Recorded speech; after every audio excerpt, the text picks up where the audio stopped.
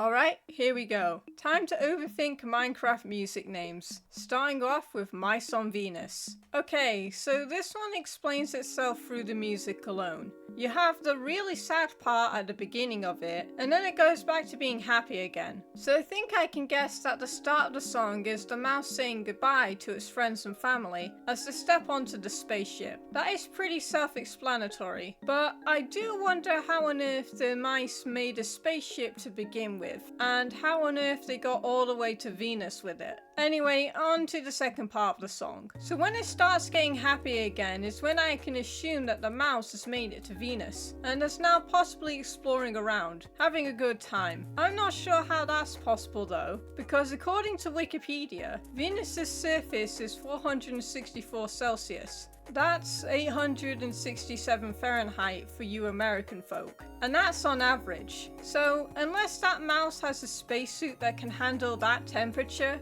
and a pressure that is denser on Venus than it is on Earth, they're gonna be in some trouble. Moving on from Mice on Venus, we have Left to Bloom. Alright, so what has been left to bloom exactly? Is it the plants? The flowers? The creatures? The song itself doesn't give us any hints, unlike in Mice on Venus, so I'm unable to tell what this song is trying to tell me. Therefore, I'm going to have to guess that the song must be talking about some type of plant or flower. However, this doesn't really help narrow anything down, as there's a lot of plants and flowers in Minecraft. Because of that, I'm going to have to take into account when the song plays. From all of my time playing Minecraft, the song Left to Bloom has a bit of a habit playing when I'm either down in a cave or I'm in a cherry grove biome. Since some caves can have lush biomes in them, we could all say that the song is trying to tell us about that and the fact that it's been left behind. But since the song can also play when you're in a cherry grove biome, then we can also say it is talking about that biome instead. However, I think that song might be leaning more towards the lush caves rather than the cherry groves. But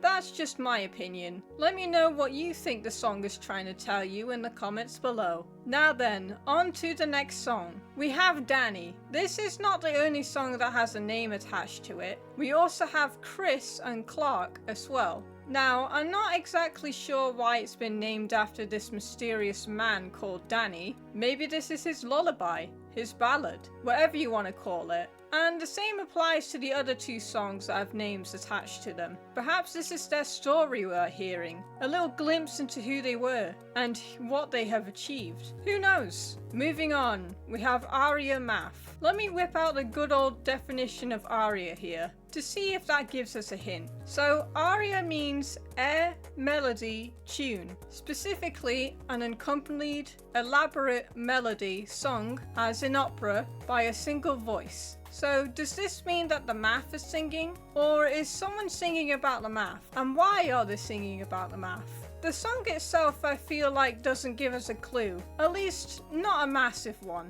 However, since I've heard this song play many times in creative mode and on super flat worlds, I could argue that this theme is sort of the player's theme, as they are thinking about what they want to build, and sometimes they have to use math to help them out. Maybe aria math is telling us about itself, as the melody and pacing of the song do change throughout it. As some of you know, music sheets have numbers to represent how fast or slow a certain part of the song should be done. So maybe this is where the math part of aria math comes in, and the rest is self-explanatory. I think that makes sense, so I'll move on now. Next up we have Minecraft. So, a song that is named after the game itself. I'm not sure how often other ODSTs do that, therefore I'm a little unsure if this is a common thing to do or not. As for the song itself, I'm going to say this is the theme of Minecraft. This is Minecraft's story. This is everything Minecraft is meant to represent throughout the song alone. Does the song achieve this? I'll let you guys decide. For now though, it's about time we move on to another song. So, this one is Sweden.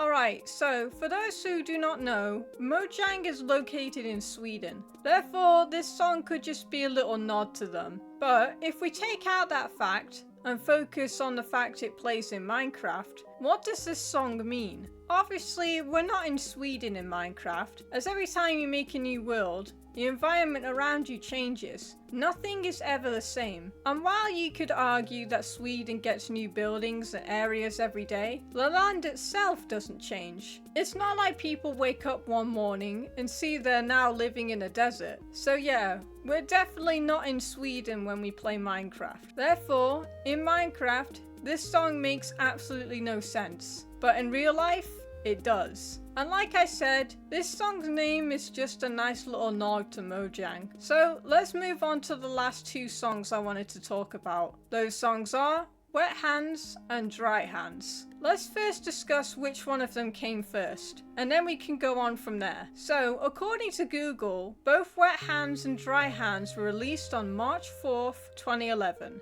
I'm not sure if that's entirely true, but if it is, that doesn't really help narrow down which came first, as I need to know if someone had dry hands before and then they got wet, or they had wet hands and they dried them later. To help solve this dilemma, I went on Spotify to see which order they put the two songs in. According to them, Dry Hands came first, then Wet Hands shortly thereafter. Alright, now that we know that the person had dry hands and somehow got them wet, why is this important? Well, it kinda tells a story. We have this unknown individual who might have been roaming around in Minecraft. Of course, they eventually do something that soaks them in water. Maybe they were crossing a river, going up a waterfall, as you can do that in Minecraft, or they were swimming in the ocean for a bit. Either way, they're no longer dry. Does this even matter? Of course not. I just find it fun trying to give meaning to song names, even as some of them don't actually have any meanings to them. But when they do, it is the song itself that tells its own story, and that just makes me appreciate them even more. For now though, that's all I have for you today. I'll see you next time.